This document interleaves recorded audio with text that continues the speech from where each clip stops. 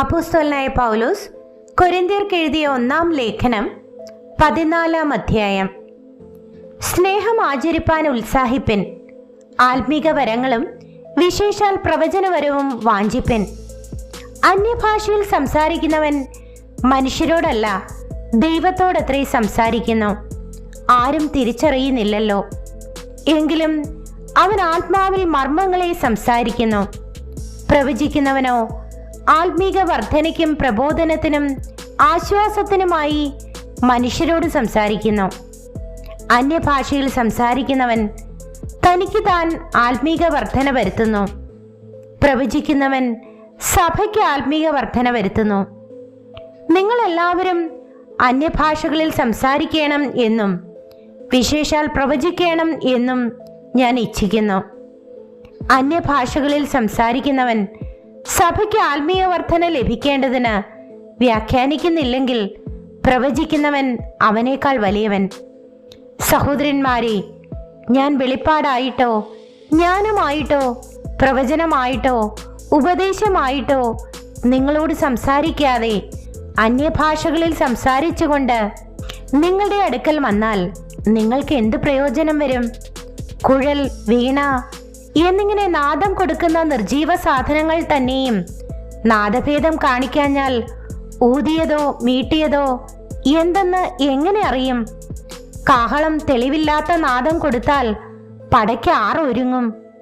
അതുപോലെ നിങ്ങളും നാവുകൊണ്ട് തെളിവായ വാക്ക് ഉച്ചരിക്കാഞ്ഞാൽ സംസാരിക്കുന്നത് എന്തെന്ന് എങ്ങനെ അറിയും?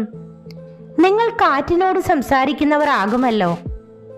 ലോകത്തിൽ വിവിധ ഭാഷകൾ അനവധിയുണ്ട്. അവയിലൊന്നും തെളിവില്ലാത്തതല്ല. ഞാൻ ഭാഷ അറിയാഞ്ഞാൽ സംസാരിക്കുന്നവന് ഞാൻ ബർബരനായിരിക്കും, സംസാരിക്കുന്നവൻ എനിക്കും ബർബരനായിരിക്കും. അവണ്ണം നിങ്ങളും ആത്മവരങ്ങളെക്കുറിച്ച് വാഞ്ചയുള്ളവരാകയാൽ സഭയുടെ ആത്മീക വർധനയ്ക്കായി സഫലന്മാർ ആകുവാൻ ശ്രമിപ്പിൻ. അതുകൊണ്ട് അന്യഭാഷയിൽ സംസാരിക്കുന്നവൻ വ്യാഖ്യാനവരത്തിനായി പ്രാർത്ഥിക്കട്ടെ. ഞാൻ അന്യഭാഷയിൽ പ്രാർത്ഥിക്കുന്നു എങ്കിൽ എൻ്റെ ആത്മാവ് പ്രാർത്ഥിക്കുന്നു, എൻ്റെ ബുദ്ധിയോ അഫലമായിരിക്കുന്നു. ആകയാൽ എന്ത്? ഞാൻ ആത്മാവ് കൊണ്ട് പ്രാർത്ഥിക്കും, ബുദ്ധി കൊണ്ടും പ്രാർത്ഥിക്കും. ആത്മാവ് കൊണ്ട് പാടും, ബുദ്ധി കൊണ്ടും പാടും. അല്ല, നീ ആത്മാവ് കൊണ്ട് സ്തോത്രം ചൊല്ലിയാൽ ആത്മവരമില്ലാത്തവൻ നീ പറയുന്നത് തിരിയാതിരിക്കെ നിന്റെ സ്തോത്രത്തിന് എങ്ങനെ ആമേൻ പറയും? നീ നന്നായി സ്തോത്രം ചൊല്ലുന്നു സത്യം, മറ്റവന് ആത്മീക വർധന വരുന്നില്ലതാനും. നിങ്ങൾ എല്ലാവരിലും അധികം ഞാൻ അന്യഭാഷകളിൽ സംസാരിക്കുന്നത് കൊണ്ട് ഞാൻ ദൈവത്തെ സ്തുതിക്കുന്നു. എങ്കിലും സഭയിൽ 10,000 വാക്ക് അന്യഭാഷകളിൽ സംസാരിക്കുന്നതിനേക്കാൾ അധികം മറ്റുള്ളവരെയും പഠിപ്പിക്കേണ്ടതിന് ബുദ്ധി കൊണ്ട് 5 വാക്ക് പറവാൻ ഞാൻ ഇച്ഛിക്കുന്നു. സഹോദരന്മാരെ, ബുദ്ധിയിൽ കുഞ്ഞുങ്ങളാകരുത്, തിന്മയ്ക്ക് ശിശുക്കളായിരിപ്പിൻ, ബുദ്ധിയിലോ മുതിർന്നവരാകുവിൻ. അന്യഭാഷകളാലും അന്യന്മാരുടെ അധരങ്ങളാലും ഞാൻ ഈ ജനത്തോട് സംസാരിക്കും എങ്കിലും അവർ എൻ്റെ വാക്ക് കേൾക്കുകയില്ല എന്ന് കർത്താവ് അരുളി ചെയ്യുന്നു എന്ന് ന്യായപ്രമാണത്തിൽ എഴുതിയിരിക്കുന്നു. അതുകൊണ്ട് അന്യഭാഷകൾ അടയാളമായിരിക്കുന്നത് വിശ്വാസികൾക്കല്ല, അവിശ്വാസികൾക്കത്രേ. പ്രവചനമോ അവിശ്വാസികൾക്കല്ല, വിശ്വാസികൾക്ക് തന്നെ. സഭയൊക്കെയും ഒരുമിച്ച് കൂടി എല്ലാവരും അന്യഭാഷകളിൽ സംസാരിക്കുന്നു എങ്കിൽ ആത്മവരമില്ലാത്തവരോ അവിശ്വാസികളോ അകത്തു വന്നാൽ നിങ്ങൾക്ക് ഭ്രാന്തുണ്ട് എന്ന് പറയുകയില്ലയോ?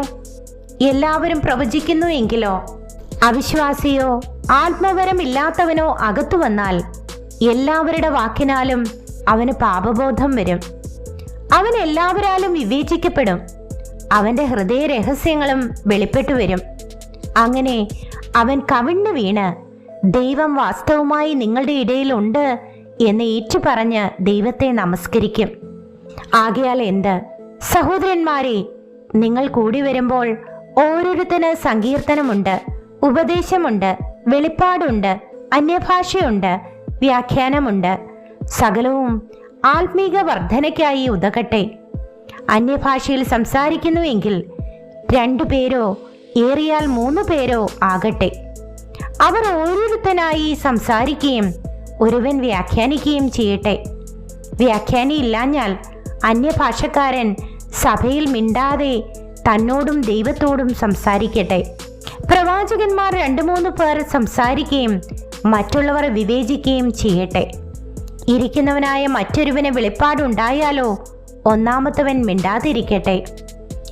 എല്ലാവരും പഠിപ്പാനും എല്ലാവർക്കും പ്രബോധനം ലഭിപ്പാനുമായി നിങ്ങൾക്കെല്ലാവർക്കും ഓരോരുത്തനായി പ്രവചിക്കാമല്ലോ.